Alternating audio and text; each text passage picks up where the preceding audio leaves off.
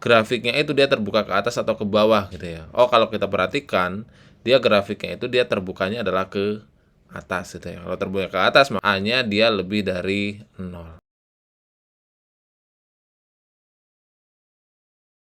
Assalamualaikum warahmatullahi wabarakatuh. Halo semuanya, kembali lagi di Time Matematika, di mana di episode ke-6 ini ada yang menanyakan terkait dengan pengetahuan kuantitatif, yaitu bagaimana cara kita itu menganalisis kurva, nilai A, nilai B, dan juga nilai C-nya. Sehingga kalau di sini ada 4 pernyataan, pernyataan mana sajakah yang dia itu bernilai benar.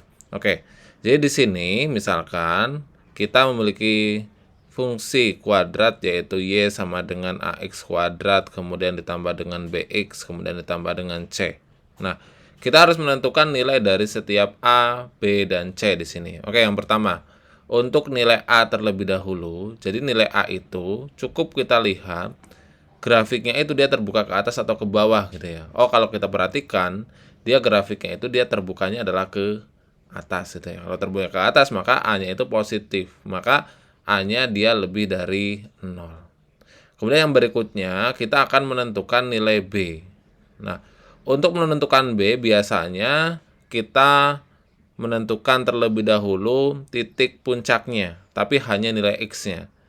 Nah, kita tahu bahwa X di dalam titik puncak itu dia sama dengan min B dibagi dengan 2A. Nah, sekarang kita perhatikan di sini. Untuk X-nya, kalau di sini, apakah dia bernilai positif atau negatif? Nah, di sini X-nya dia bernilai negatif. Maka ini dia adalah negatif. Kemudian tadi di langkah yang pertama, A itu dia lebih dari 0.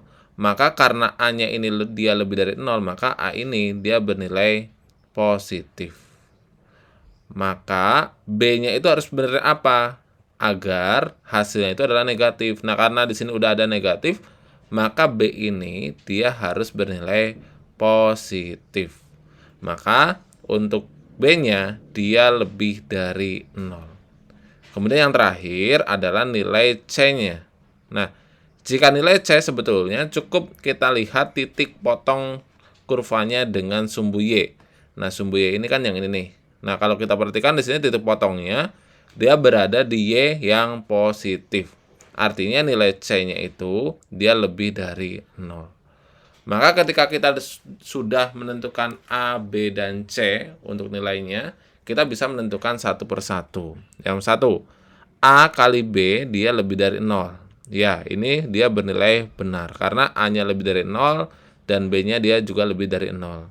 Kemudian yang kedua, B ditambah dengan C itu kurang dari 0.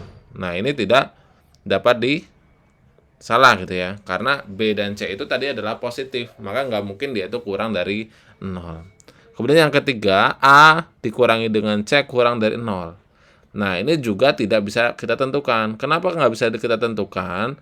Karena kita belum tahu pastinya nilai A dan C-nya itu berapa. Kemudian yang keempat, A ditambah dengan B, dia lebih dari 0.